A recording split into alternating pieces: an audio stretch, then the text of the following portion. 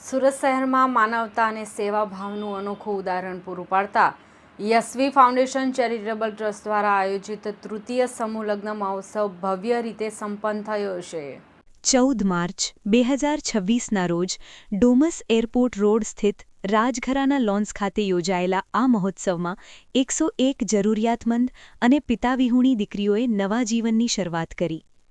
દીકરીઓના સપનાઓને સાકાર કરવા માટે સંસ્થાએ આ પહેલ હાથ ધરી હતી, જે સમાજમાં પ્રેરણાદાયક બની છે।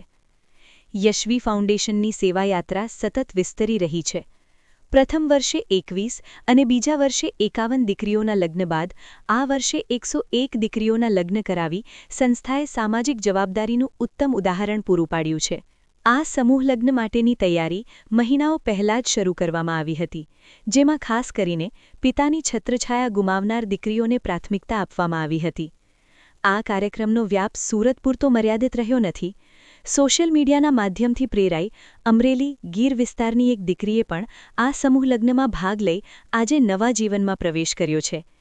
આ ભવ્ય પ્રસંગે રાજકીય આગેવાનો, પોલીસ અધિકારીઓ સહિત આશરે 4000થી વધુ મહેમાનો ઉપસ્થિત રહ્યા હતા અને નવદંપતીઓને આશીર્વાદ આપ્યા હતા। સંસ્થા દ્વારા દરેક દીકરીને કરિયાવરમાં ફ્રિજ, ટીવી, કબાટ, ગાદલા, તકિયા અને કિચન સેટ જેવી આવશ્યક વસ્તુઓ ભેટ રૂપે આપવામાં આવી હતી। સેવાના કાર્યને આગળ વધારતા નરેન્દ્ર મોદીના સર્વાઇકલ કેન્સર મુક્ત ભારત અભિયાનને સમર્થન આપતા સંસ્થાએ મહત્વપૂર્ણ નિર્ણય લીધો છે।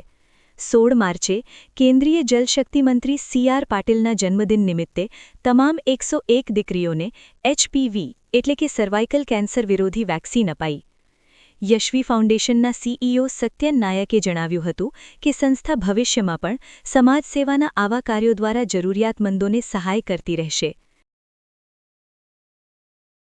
મારું નામ સત્યન નાયક છે। હું યશવી ફાઉન્ડેશનમાં એઝ અ CEO મારી ફરજ બજાવું છું અને આજે અમારું યશવી સર્વજ્ઞાતિ સમૂહ લગ્નનું સતત ત્રીજું સફળ વર્ષ રહ્યું, જ્યારે અમે એક સાથે 101 દીકરીઓએ યશવી પરિવારનો હિસ્સો બનીને પ્રભુતામાં પગલાં પાડ્યા।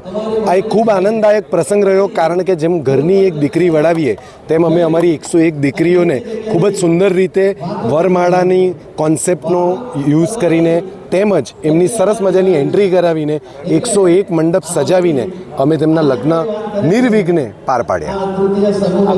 ખાસ કરીને વાત કરીએ તો દીકરીઓ માટે કેટલો ઉત્સાહ હતો, કારણ કે આ પ્રકારે લગ્ન ઉત્સવમાં જોડાવું? આમાંની ઘણી બધી દીકરીઓ જરૂરતમંદ પરિવારમાંથી આવે છે અને ઘણી બધી તો પિતા વિહોણી છે।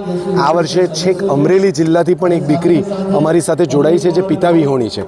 એટલે એક દીકરી માટે લગ્ન સૌથી મોટું સપનું છે અને અમે પાનેતરનો પ્રસંગ, મહેંદીનો પ્રસંગ અને હવે સફળતાપૂર્વક લગ્નનો પ્રસંગ પાર પાડીને તેમના બધા અરમાનો પૂરા કર્યા। અને એની સાબિતી ફક્ત એટલી હતી કે દરેક દીકરીના મોઢા પર એક સંતોષકારક મુસ્કાન હતી। શું વસ્તુઓ દીકરીને કરિયાવરમાં ઘરમાં જરૂરી એવી તમામ વસ્તુઓ એમને આપવામાં આવી, જેમ કે ફ્રીજ હોય, કબાટ હોય, ઘરના વાસણ હોય, પલંગ હોય, નાનીથી લઈને મોટી વસ્તુ અને તેમજ એમને જરૂરી એવા નાના મોટા ઘરેણાં પણ યશવી પરિવારે તેમને કરિયાવર રૂપે અને કન્યાદાન રૂપે ભેટ કર્યા। તૃતીય સમૂહ લગ્ન કરી રહ્યા છે, એમાં 101 દીકરી છે।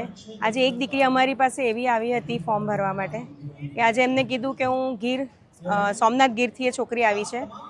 એને મને એની વિગતસર વિધિ જણાવી। આજે એના મમ્મી પપ્પા નથી અને એના કન્યાદાન કરવા માટે કોઈ વ્યક્તિ નથી, તો એને સમૂહ લગ્ન માટે ફોર્મ ભર્યું હતું।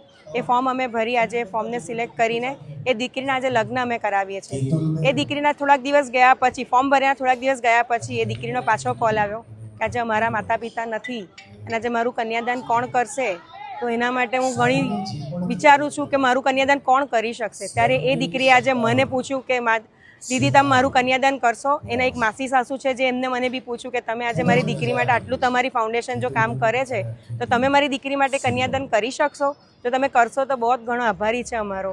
તે ઘડીએ મેં પછી વિચાર્યું ને કહ્યું કે હા, આજે મારા માટે બી દીકરી નથી, આજે મારો પણ એક જ દીકરો છે, તો આજે આ દીકરીનું કન્યાદાન કરીને મેં એટલું જે સૌભાગ્ય કર્યું છે ને આજે હું પરેશ સર ખંડેલવાલનો બી બહુ ઘણો આભાર માનું છું કે આજે મને આ મોકો એમને બી આપ્યો છે કે મારા પેટે દીકરી ના હોવાથી આજે દીકરીનું કન્યાદાન કરવા મને મળ્યું છે અને હું ઘણી અહોભાગી ને સહભાગી બની છું। તેથી યશવી ફાઉન્ડેશનને ખૂબ ખૂબ આભાર ને આજે આ દીકરીનો બી બહુ આભાર માનું છું કે આજે દીકરી મને કન્યાદાન કરવાનો મોકો આપ્યો છે એને મને। Bureau report LK star news, Surat.